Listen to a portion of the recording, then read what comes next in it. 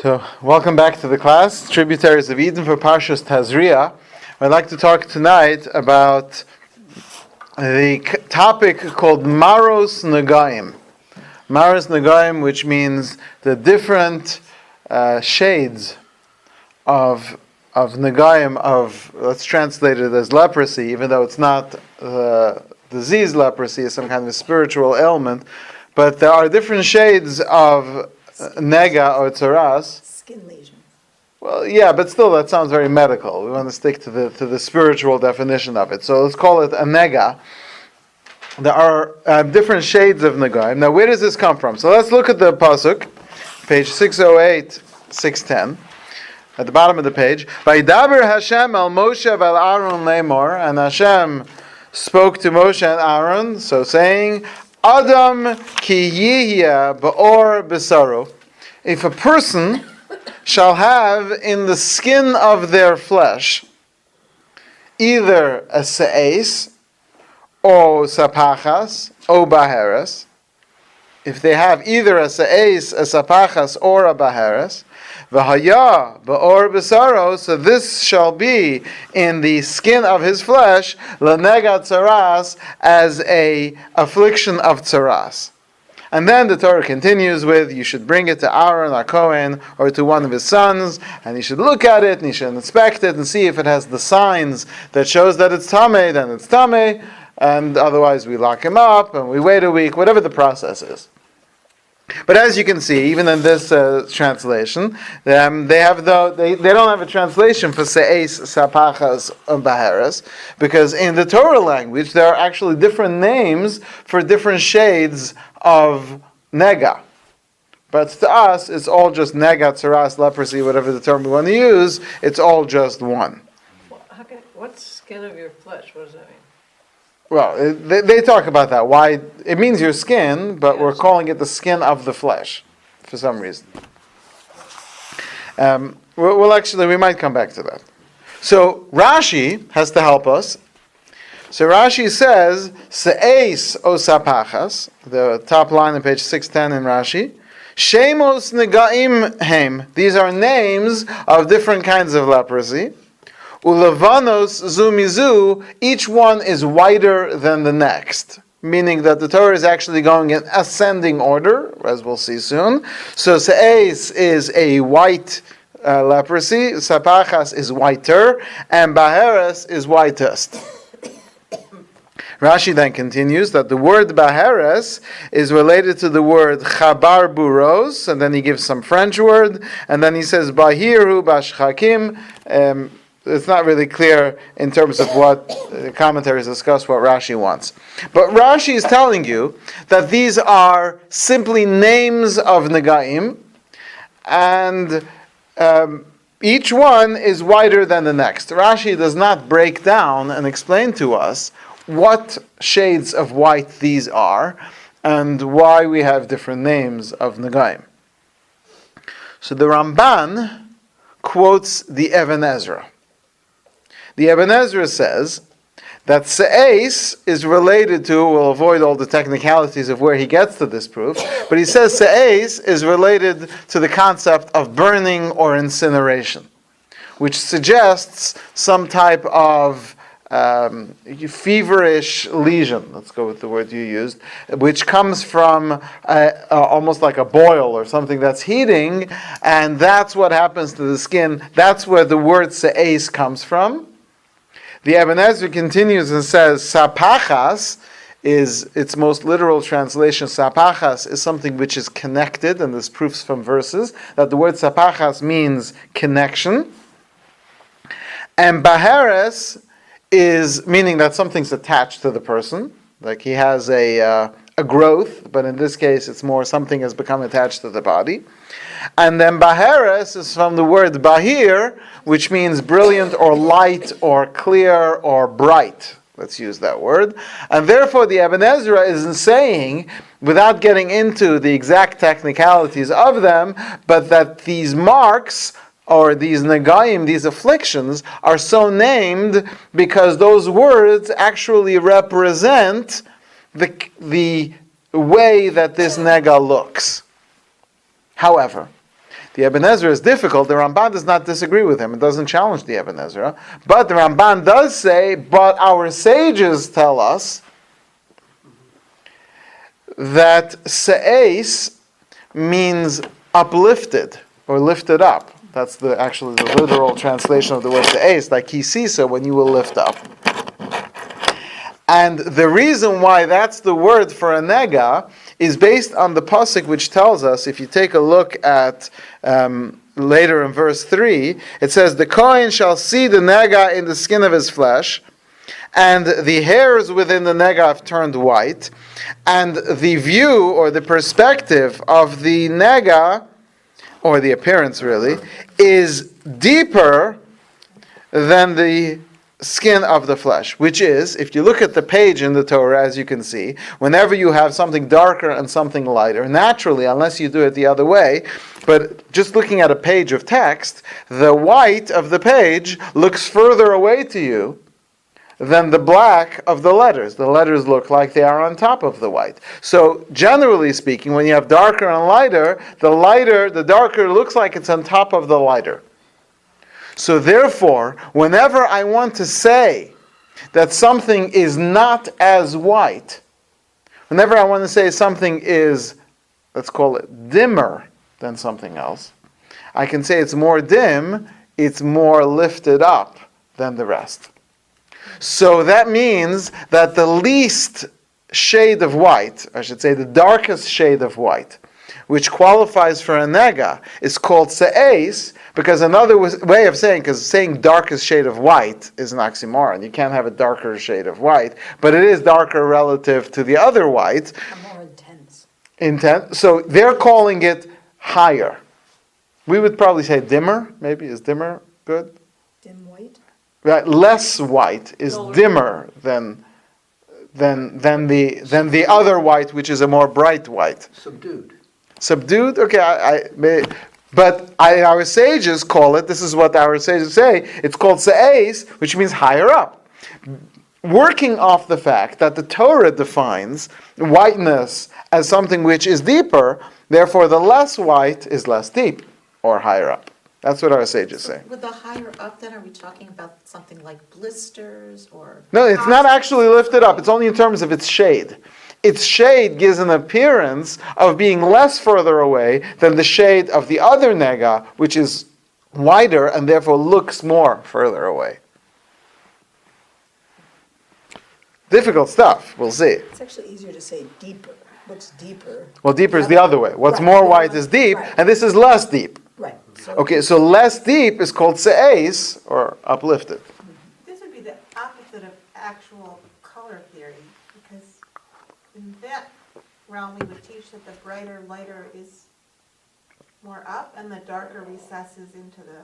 Right, that's actually correct, but we're talking about appearance, not the actual, because it's all the same height in this case, certainly, in terms of what you can feel on the skin, but if something is more white, it seems like the white of the page of the text, which it's an optical illusion, but it seems like the black is on top of it.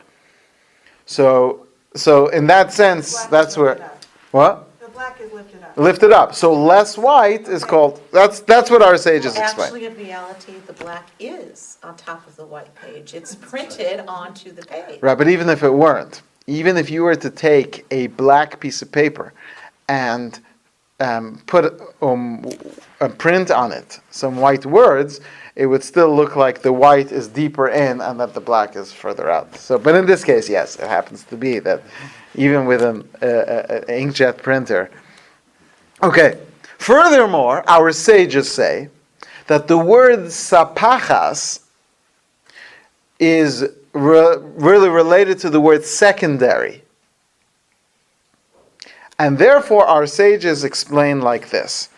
There's a Mishnah in Masechtas Negayim. This appears in two other places in Shas as well. The Mishnah reads as follows. Maros Negayim Shnayim Shehen Arba. The shades of a nega are two, which are really four. Meaning, there are 4 total shades of nega, even though the Torah only gives 3. That's what we're going to get into. The Torah only gives 3, but there's really 4. But there are 2 which are 4, because there's 2 categories, and they're broken up into, each one into 2. And the Mishnah reads as follows. Maros negaim shnayim shein arba. Shades of a nega are 2, but there's really 4. Baheres, the brightest of them all is the Baheres, which for us is number 3. Aza kasheleg, which is bright as white snow. Snow white is the brightest shade of white in terms of nega. Shniala, but then second to it, kesid hahechal, is the shade of white which was used for the plaster in the sanctuary. Now, we don't have the Beis Hamikdash today, so we can't compare it. But we would have, we would say all these different shades of white. So they had plaster white. The third is se'es, which is for us the first one in the Torah. That's ketsemer lavan, that's white wool. And our sages explain, how do you get white wool? So all the wool which we have comes from a sheep, which isn't really white unless you treat it. But in those days, they didn't have the same process of treating wool, so the people who were buying expensive wool, which was really white, so when the sheep would be born, they would put a coat over it. And the wool would grow within the coat, then when they got to a certain age, they took the coat off, and the wool underneath would be very white. That's how they got their expensive white wool. Today, we just put it in a machine and it washes it. So it's from, you mean, It's that white. It's not white normally because of the dirt then? Yeah. And the sun. Yeah. And If you want white asparagus, you have to cover it. Oh, okay. Because it'll turn green all the Why time. don't you want white asparagus? It's a delicacy. If it's hard to get, then people want it. Right? Shni Allah, second to it, is kekrum beitza, that's the shell of an egg. So egg white is the 4th layer. So again, we have snow white, plaster white, wool white, and egg white. No, eggshell white. Eggshell white, which is actually different than the white of the egg. And there's some discussion whether it means the outer shell or there's an inner layer. Without getting into the complexities of it, but let's call it eggshell white. So the problem is the Torah only gave 3. Where'd you get the 4th? So you may have wondered, since according to our sages, the order is Baheres is the brightest, why does the Torah go in the other order? The Torah gives us first the Se'es, then the Sapachas, then the Baheres. So our sages explain, the Rosh says this, the other commentaries say this, that's the word Sapachas in the middle. Se'es means uplifted or dim. Baheres means bright. Sapachas, which means secondary, is referring to both the Se'es and the Baheres. Which means each one has its own secondary color. And our rabbis had a tradition that these were the colors, we couldn't make this up, this has to go back. So all the way back from Sinai, we received this tradition that the 4 colors are snow white, plaster white, wool white, and egg white. Eggshell white. So why isn't it called Baheret Sapachat? Or Sapachat So, Baheret? because if the Torah had started with the brightest one and said Baheres, then Sapachas, then Se'es, I would say Sapachas is only going on the secondary of Baheres. But if the Torah says Se'es, Sapachas, Baheres, by saying that the lower one can include a secondary, then certainly the brighter one can include a secondary. The problem is, as the Gemara says, the Gemara in Shavuos asks, what do we need shades for? What do we need shades at all? Just say anything which is whiter than eggshell white is considered a nega. Why do we need to know 4 shades? So first the Gemara wants to argue that maybe if half the nega is this shade and half the nega is that shade, they wouldn't combine, so then you would need to know what the shades are. But then the Gemara ends up concluding that no, they do combine. Says the Gemara, if they combine, then basically you're saying that anything that's whiter than eggshell white is a nega. So why do we have 4 different shades? So listen to this answer of the Gemara because it doesn't really answer the question. Says the Gemara, because this is to teach you that if a Kohen doesn't know the different shades and the names of the different shades, if he's not an expert in these things, he's not fitting to rule the laws of Nagaim. He can't declare someone Tameh or Tahor. That's the answer to the Gemara, which is difficult, because why does he need to know the shades or the names of the shades if it doesn't matter? You're taking the nega, which means wider than an eggshell, and you're saying that the Kohen, you're giving it 4 different names so that you can obligate the Kohen to know the names, because if he doesn't know the names, how's he supposed to give the rulings? Don't have different names or shades, and just let the Kohen be able to recognize if it's wider than eggshell white. It's a Kohen test. Yeah, but it's a unnecessary test, because he shouldn't need to know all the different shades if it doesn't matter what shade it is. Well, then it must matter, and you're just getting to the point. Further difficulty, yeah, absolutely. Listen to this Gemara, because Amar Rabbi Chanina says, in case you're not getting this point of the 2, which is 4, let me explain it to you. Marshal de Rabbanan Lama Davar Dam. You know what this can be compared to? Litrei Malchi ulitrei Iparchi. To 2 kings and 2 prime ministers. So a king has a prime minister, and that king has a prime minister. So in the same way, there's this higher shade of nega, and then it's got its lower shade, and then you have this shade with its lower shade. Thank you. You just explained to me what I need. So you think the Gemara would say, no. Rabbi Adi bar Abba Amar, no, you're that's not right. It's more like Malka va'al-kafta rufila v'reish galvasa, or reish galusa. It's more like a king, and then there's a, let's call it, let's go with prime minister, and then there's a prefect and an exilarch. Or as maybe we would say it today, it's more like the president, the vice president, the secretary of state, and who's next? Attorney General? Attorney General, or the Minister of Agriculture. The point is, it's 4 different things. Rava says, no, it's not like that. It's more like the Shvor Malka and the Caesar, the Persian king and the Roman king. What are these rabbis arguing about? Further, it doesn't end. So Rav Papa says to Rava, Hai minayu adif. But which one's bigger, the Persian king or the Roman king? Amar Lei says to him, B'chursha ka'achilei. Have you grown up your whole life in the forest? Pok chazi, why don't you go out and see? Tiva de mansagi ba'alma. Who do you think is bigger? Because there's a verse in Daniel that says, V'atochel kol ara, and they consumed, this is the vision of Daniel where he saw the different kingdoms. He said, and along came the 4th animal, and it consumed all the earth, destroyed everything. But Amar Rabbi Yochanan said, Zuro michayeves, that's referring to Rome, shetiva yatsa b'chal kula, which basically took over the world.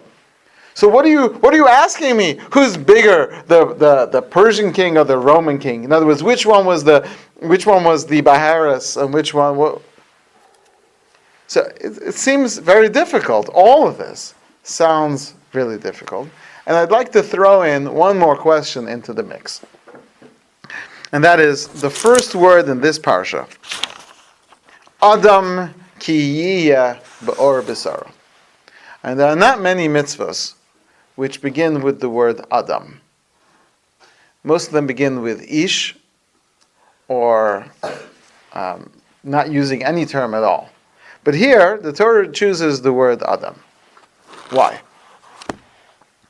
So, there's a medrash, and as you can see, and I just want to point out, it's such a good example of where you look at it at first glance, and you wonder, like, really, are these sages? They're arguing over whether it's more like the prefect of Rome. In other words, one says it's like the king and the prime minister and the count and the baron and the count, and the other one says no, it's more like the king and the duke and the. What are they arguing about? It sounds like they're almost being silly, when in fact, you read a few more lines and you see how brilliant the sages were in the way that they speak, in a way that sounds like they're saying nothing, but they're saying so much. Let's go straight to the Midrash. The Midrash says in the Torah, Adam ki yiyeh ba'or b'saro se'es. Se'es, says the Midrash, zu Bavel. Bavel is the Se'es. Shenamar, there's a verse which says, "V'nasasa hamashal hazeh hamelech Bavel," and you shall raise up this parable over the king of Bavel, which means that the Torah actually uses the word Se'es, or the Navi uses the word Se'es in context of the king of Bavel. Now, you'll say, okay, so just because we happen to use the word Se'es somewhere in relation to Bavel, that's going to make it. So at first glance, you'll say, well, that's not a comparison, but we'll see soon. It goes a lot deeper than that. But the point is that the Medrash sees that as much as you can have on the individual human being, you can have this affliction of nega, of leprosy, which is called se'es, you can also have on the Jewish people as a whole, maybe even on the world as a whole, can experience an equivalent level calamity called Bavel. The Medrash continues, Sapachas zu Malchus Madai. Sapachas refers to Media Persia. Shahayahama mistapeach im Achashverosh, because Sapachas means attachment, because the Persians themselves couldn't destroy the Jews. It was only by getting help from Haman, the Amalekites, that they were able to do so. So Sapachas can be seen as a sort of like a partnership. Baheres zu Yavan. Baheres, this bright white as snow leprosy, refers to the Greeks. The Medrash brings some verses, but we're going to avoid the technicalities of that. V'haya ba'or b'saro l'negat tzaras, and then when the Torah says, and it shall be in his flesh, the skin of his flesh, an affliction of tzaras, zu malchus Edom, that refers to Edom. Which means the Medrash is reading that this verse is referring to, once again, as we've discussed this in previous classes, Jewish history. If the Jewish people shall be afflicted by Se'es, that's Bavel, Sapachas is Persia, and Baheres is the Greeks, V'haya ba'or b'sar l'negat tzaras, that's the fourth one, that's Edom. So the Shem Shmuel, he says, I don't understand. There are 4 signs of leprosy. There are 4 shades of tzaras. The fourth one isn't mentioned in the Torah. There's only 3 mentioned in the Torah. That fourth expression just means if any of these qualify as a nega tzaras, it's referring to the previous 3. It's not a new shade of nega. So there should only be 3 kingdoms mentioned in this verse. Tzaras is an absolute. I mean, that's it. There must be an identifiable tzaras that is unquestionably tzaras. The others are questionable. Right, except the problem is that this fourth one just so happens to be It's tzaras. is referring to the level 2. Right, so it's not. Tzaras is level 2? When you say tzaras? No, tzaras refers to all of them. But that verse which we're referring to, which refers to Edom, is if any of those 3 shall be a tzaras, that's a reference to Edom.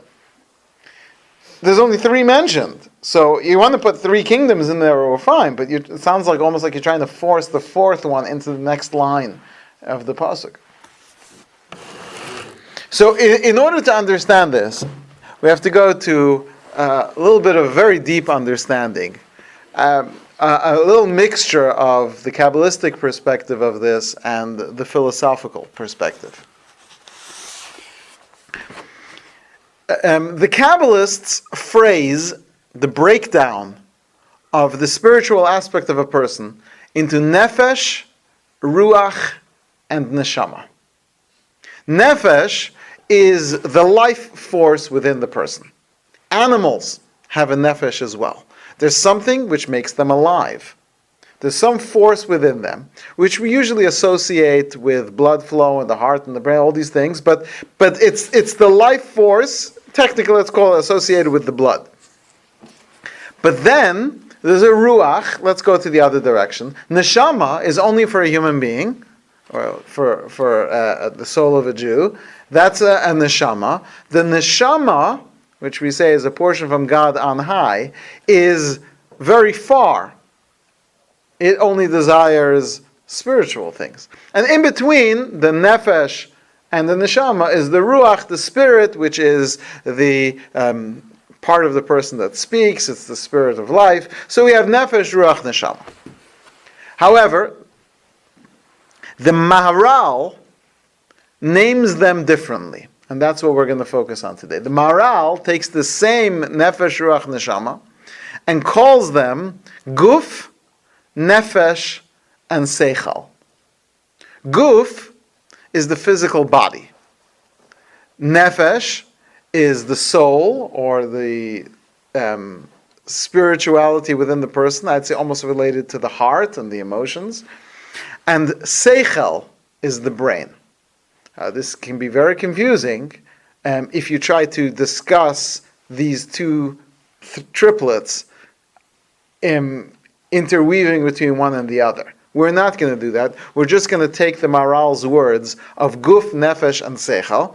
I just want to make sure you don't confuse that the nefesh of the Maharal is the ruach of the Mekubalim. So the Mekubalim have nefesh, ruach, neshama. The Maharal is calling them, he's referring to the same thing. He's just calling them guf, nefesh, and seichel.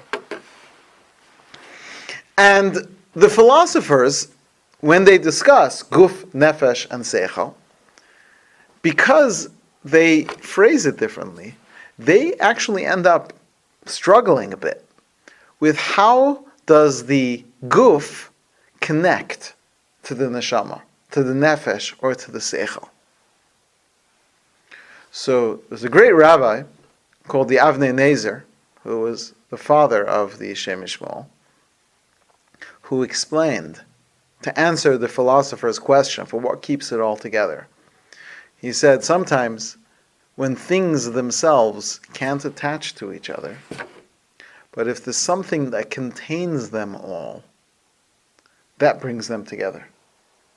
So says the Avnei Nezer, there's a fourth level, a fourth power, above guf, nefesh, and seichel, which contains all three and binds them as one. The skin. He says, well, it would be related to that, the tselem elokim,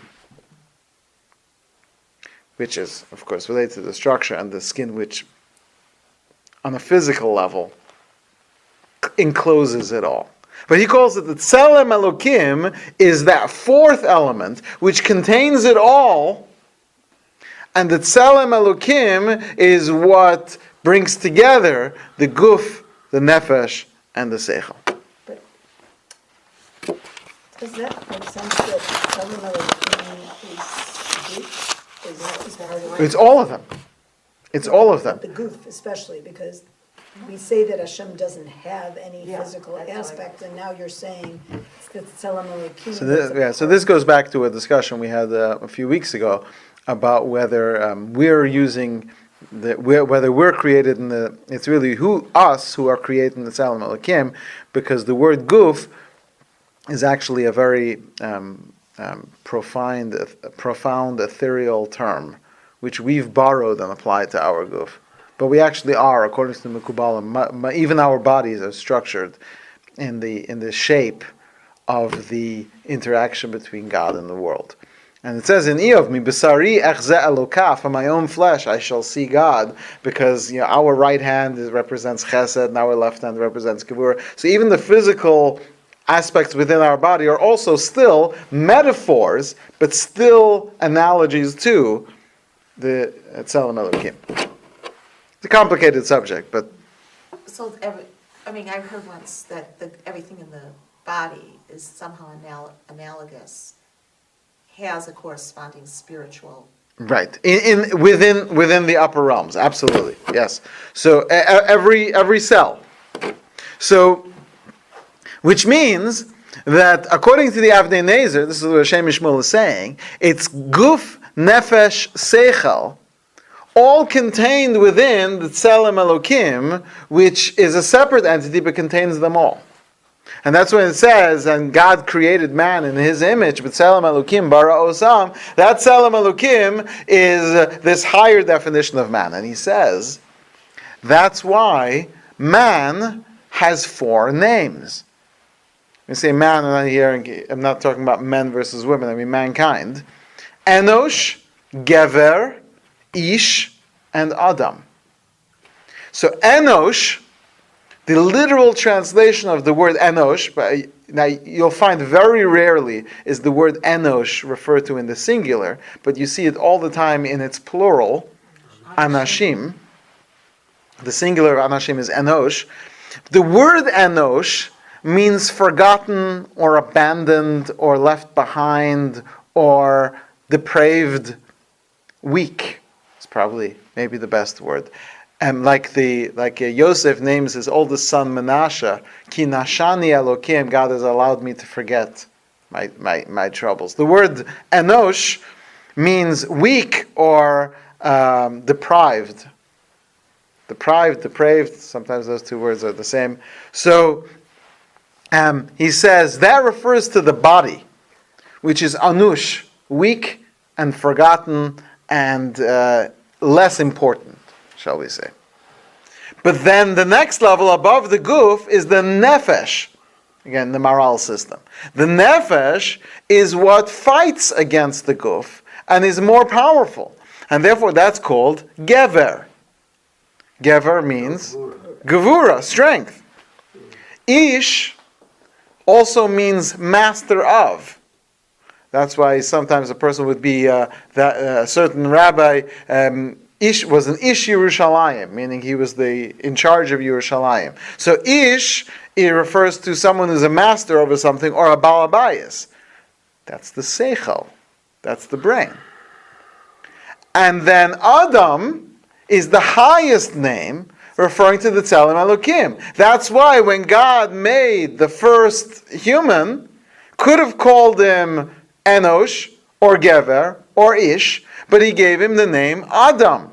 Because Adam refers to the highest and in fact, if you want to think of it this way, everyone always translates, you see, that God called him Adam because he was min ha'adamah.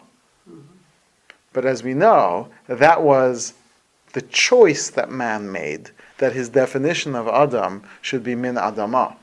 Because Adam can also mean Adameh, which means I will be like, to simulate or emulate God. So Adam is always a choice. But Adam can be the lowest term, meaning Anochi Afar Ve'efer, or Adam can mean I can strive. In fact, that was their problem, because the serpent comes to them and says, "V'yisam kelukim," you shall be like God. But that was the Adam, the drive with it. So Adam represents the Tzelem Elokim, because that's exactly what the Tzelem Elokim is, the opportunity for man to emulate, to follow the ways of Hashem. It's actually a deeper secret here, which we're not going to go into, but if you spell Yud Ke Vav Ke, if you spell it out, Yud Vav Daled Hey Aleph, Vav Aleph Vav Hey Aleph, that's 45, which is Adam, so the name of God. Anyway, that's more complicated. But the point is, just on a simple understanding, Adam is the highest of these levels, representing specifically the Tzelem Elokim. All right, are we ready to complicate things a bit? There are 3 challenges in the world. 3 areas of challenge, which we've referred to in the past as Kina, Taiva, and Kavod, which are Motzianas Adam and Olam, jealousy, desire, and honor. But let's give them names, not based on the attribute which leads to them, but their most extreme forms. The most extreme form of Kina is murder. The most extreme form of Taiva is adultery, and the most extreme form of kavod is avodah zarah. Those are the three cardinal sins, which are the most extreme expressions of failure to either check oneself in terms of your interactions with others, which would be murder as a result of jealousy, or to check oneself in the area of indulgence, which would be adultery versus taiva, desire, and then kavod, which is of course control or power or really, let's go back to control, is related to avodah zarah, which is really going against God and wresting that control from God and taking that control for ourselves, which is what idol worship is. Is that why Enosh was the one who... Well, we'll see. We're going to line them up in a second. Okay, so says the Shem Mishmul, avodah zarah, this is easy, is a brain sin. So it doesn't quite go with that. He says avodah zarah is a sin in the brain. Therefore, avodah zarah is related to a failure to use my seichel properly. Adultery, we're going out of order here, is the body. That's a failure to control the body. Murder is the nefesh, or the soul, or the emotion, if you want to say it that way. And so we have these three challenges. Failure, the ultimate failure in the process of calculations and thought and processing is to come to idol worship. The greatest failure in terms of the body allowing to take control is adultery. And the greatest failure in the area of respecting the concept of soul and life is murder. And so Hashem knew that in order to fix the problems in the world represented by, we're not going to go back to ancient days when these sins were committed in terrible ways, but we have our three forefathers, three patriarchs, Avraham, Yitzchak, and Yaakov, and we have the three Yamim Tovim, Pesach, Shavuos, and Sukkot, which are our opportunities to make use of what our forefathers teach us to correct these areas in the world. Says the Shem Mishmul that adultery, or the body, he says, that's fixed by Avraham, who is the one who introduces Milah. We're told, he explains this at length in other places, but that Avraham was, even his own wife, he didn't look at in that way, and that's why the challenge is in his wife being taken from a very complicated proof. But he says that adultery is overcome by Avram's sanctification of his body, which is related to the Yom Tov of Pesach, which, he doesn't say this, but that's the reconnection of the husband and wife, which is part of the story of the Haggadah, where we discuss that there was this reconnection. And requires bris milah. And requires bris milah.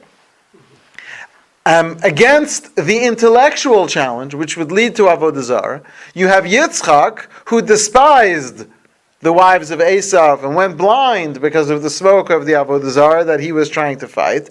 And of course, the intellectual accomplishments, which goes against avodah zarah, will lead you to Kabbalah Satorah, which is Shavuos, coming up soon. And so Yitzchak is, and Shavuos go against the intellectual challenges, which would, to the other extreme, become avodah zarah. And says, respect for life, or going against murder, he says that's Yaakov and Sukkot, which represents the Jewish people being protected, and all the different aspects, the Lulav and the Esrog Hadassim, all coming together.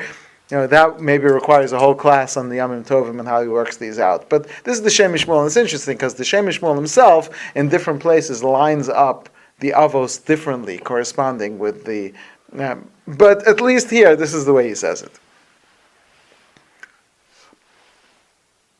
But if there are three levels to your soul, and then there's something bigger that includes them all, there must be three levels to our challenges, and then something that includes them all. And what could possibly be worse and bigger than idolatry, adultery, and murder?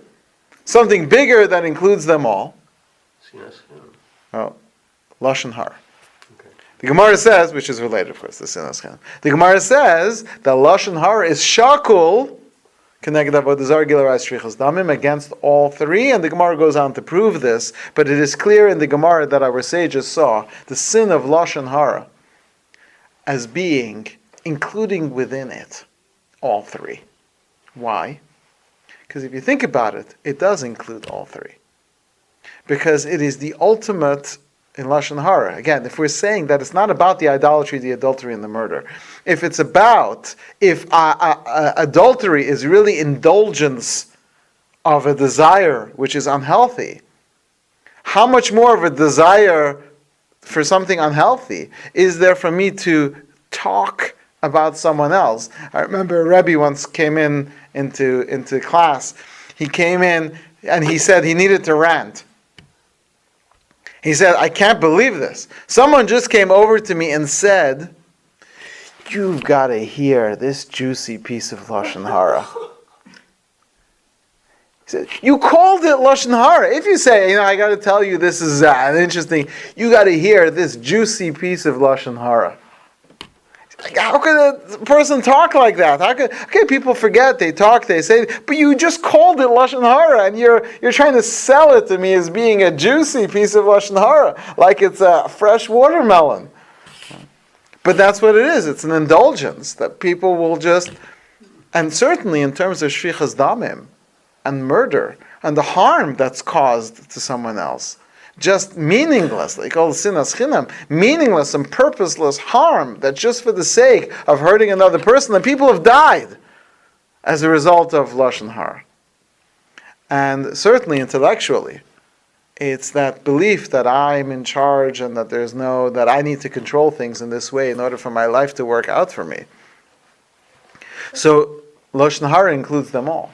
I was going to say, it seems to me that on all three of those things you end up speaking Lashon Hara. If someone's being unfaithful to their spouse, they're usually speaking badly about that spouse to the person they're trying to convince to. Possibly, they will include, although murder, I don't know if murder has that so much. Well, you've developed an extreme hatred towards someone that usually But involves. I don't know if that turns necessarily into Lashon Hara. Hatred is a little different, but it definitely sinas chinam. Someone has spoken Lashon Hara somewhere along. Well, that's what we're saying. It's more, it causes murder. Right. Right. Absolutely. So it's involved in all. Right, absolutely. And Lashon Hara is going to be this big one that's going to include them all. That's why Tzaras comes for Lashon Hara. So is Lashon Hara the Tzelem Elokim? So that's exactly what he says. So if each of these hurts either your nefesh, your ruach neshama, or as we're calling them, the guf, the nefesh, and the seichel, Lashon Hara will go straight to the source, to your tzelem elokim, to that container which contains them all, and just destroy the whole thing. So, if that's true, if Lashon Hara is that fourth one, we just saw we need someone to go against Lashon Hara in person and in time. So I would have guessed differently, but he says that if it's Avram, Yitzchak, and Yaakov, he says the fourth is Moshe. I would have gone there, or I would have gone to David. But he says the fourth is Moshe. Moshe is the greatest example of Tzelem Elokim. And in terms of time, it's Shabbos. Shabbos is that container which contains them all. It is, as we say in the Kiddush of Shabbos, Tchila L'Mikra'e Kodesh. It is the first, the one which is greater than all the Yamim Tovim. In fact, it is by Pesach, the Torah refers to Pesach as Mimachras HaShabbos, because the Yamim Tovim are little miniature Shabbosim, or Shabbosos. So he says that's Moshe and Shabbos. So now, hear this. The Maharal writes that Bavel, they were out to destroy the nefesh. Persia was out to destroy the body. The Greeks were out to destroy the brain. And the Romans won it all. If you think about it, it actually makes sense. Because the Babylonians, what did they destroy? I guessed that the Greeks were the body. No, but the Greeks it's the philosophy. They worshiped the body, but what they were out to destroy of ours was the Greek wisdom versus the Torah wisdom. Right? They're still At least doing that's the way he's, what? That's still such a big challenge. Right. Philosophy. Well, we'll see. That's because the fourth challenges all three. So that's what he says. Bavel, what did they go after? They didn't kill us, the Babylonians. They went after our nefesh. They went after the Beis Hamikdash. They went after the emotion, the heart, the soul of the Jewish people. The Persians, Haman and Achashverosh teamed up. They were going to wipe out body and while the Greeks went against the brain. That's why we say that there's no Chiyuv Suda on Chanukah like there is on Purim. It's which one was a bigger miracle? Chanukah seemingly was a more open miracle, especially with the menorah. And the explanation given is because the Greeks were after our brains, so we celebrate with brain stuff, which is Hallel and Hodah. But on Purim, they were after our bodies, so we celebrate with body stuff, eating and drinking. So, says the Shem Shmuel, and this is incredible. He says, Bavel is Se'es. They are corresponding with the Nefesh, which represents murder or arrogance. So Se'es means to rise up over someone else, corresponding with the Nefesh, which corresponds with murder. Madai, the Persians, even though they were trying to destroy the body, but it's more, their sapachas. Sapachas means the partnership, but sapachas also means attachment. That represents their physical attack of the guf of the Jewish people, because they try to get us to partake of the Suda, which is the physical indulgence, and they end up trying to destroy our bodies. While Baheres, what does Baheres actually mean? Bright or brilliant. That's the Greeks. They are the corruption of Baheres, of wisdom, of understanding, and of brilliance. They were brilliant. But their brilliance was a brilliance to deny God. So, says the Shem Shmuel, of course the fourth one isn't going to be listed by a name. The fourth one is going to be if any of these three shall turn into a negatzaras, because the fourth includes the previous three. So Edom is that line, if any of these shall become the negatzaras, because Edom actually includes all three. And think about it. They destroyed the temple just like the Babylonians. They were after our soul. They were certainly after our religious observance throughout these last close to 2,000 years. The body, we have millions of martyrs to prove that, and certainly the brain, as you mentioned, that was still going through from all the way at the beginning with the Roman debates, through the forced conversions, through the Enlightenment, and even into today. We're constantly being challenged in our morals and beliefs because Rome is an exile that includes all three. So he says, therefore, you hear this? It's so clear. When the rabbis were saying that in order for a Kohen, we could have just called it all one shade of any shade higher or brighter than that. But that wouldn't explain to you what's really going on.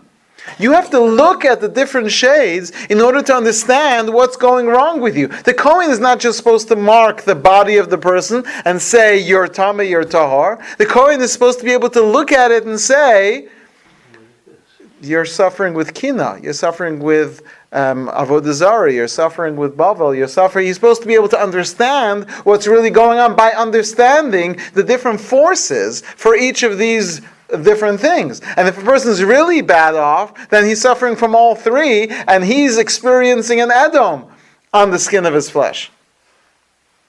The Kohen has to know it and their names, and that's why the rabbis are going, no, 1 second, one's a king, one's a prime minister. No, they're not. One's a count and a duke, because they're debating what kind of nationality or government these are describing, because the different shades will tell you how far into each of these places you are and how much you have to correct.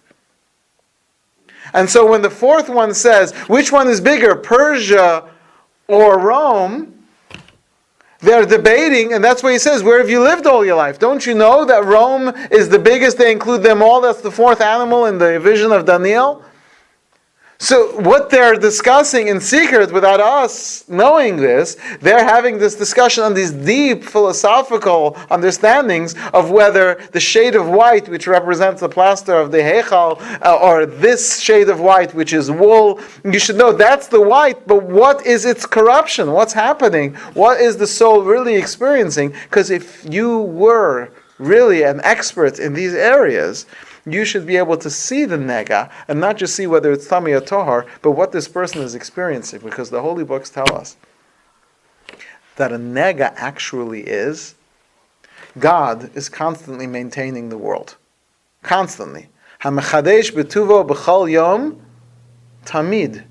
Meaning God constantly renews the world. If for 1 second God would not consider the world's existence, we would cease to exist. We wouldn't die out, wouldn't disappear. We would simply cease all existence. And it's that maintaining of our existence that God allows, and furthermore, God bestows upon His light to allow us to thrive and to live on the spiritual level. What happens is, if even the slightest amount of light is blocked from that person, that appears in the flesh of the skin, in the skin of the flesh. Maybe that's why it's the skin of the flesh. It appears on the outside as a sign of what's happening on the inside.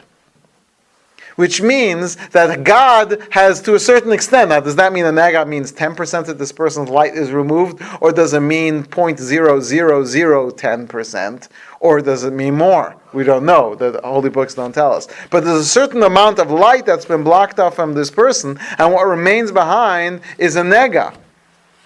And where that person has failed is in their tzelem Elokim, because this parsha is talking about Metzora. Metzora is Motzi Ra or Motzi Shem Ra, or someone speaking Lashon Hara. Because this person has cut off their tzelem Elokim, that's why the parsha begins with Adam. Ki yihya ba'or b'saro. If an Adam, meaning you should know that the Lashon Hara that you speak, that this nega can reach into and be a sign of a blemish in all the areas, straight through from the Minister of Agriculture all the way to the Commander-in-Chief. All the levels may have been corrupted by this person. The Sefer Yetzirah tells us that the word oneg and the word nega are the same letters, because there's no lower place, this is what it says, there's no lower place than nega, and there's no higher place than oneg. Oneg, which we've discussed in the previous class, is actually the letters Eden, Nahar, Gan, which is Eden, the river which flows from it into the garden. That's oneg. That's what we are trying to tap into every Shabbos when we're trying to connect on the level of the soul. It goes against nega. And the Gemara tells us that, this is off the topic, but the Gemara tells us that one of the remedies they used to use in old days to try to get rid of nega is beets.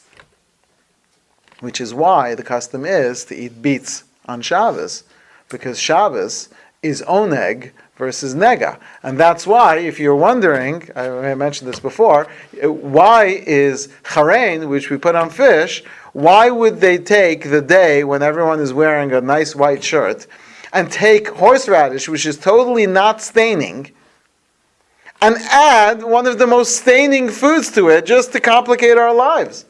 Why would they do that? The answer is because they wanted us in heaven, they wanted us to eat beets on Shabbos, to put it in the horseradish, because beets go against nega, and that's oneg versus nega. Back to where we are. I missed something. Beets go against nega. Beets were an ancient remedy for nega. So what is the medicinal quality of the? I don't know how it works on the medical level, but it seems to help even on the spiritual level. So you have to figure out, how that works. I'm just repeating what it says. That I know. Right. So what? It helps blood pressure, keeps lower. Oh, maybe. Or It increases blood flow. okay. Really low blood pressure? Well, maybe that's why it was used to help heal. The point is, though, that's why even these little customs that we have, everything has a reason and an explanation. There's a rhyme and reason to have it. But back to where we are, the negaim are meant to be an incredible thing. They're a gauge and a meter of where the person is spiritually speaking.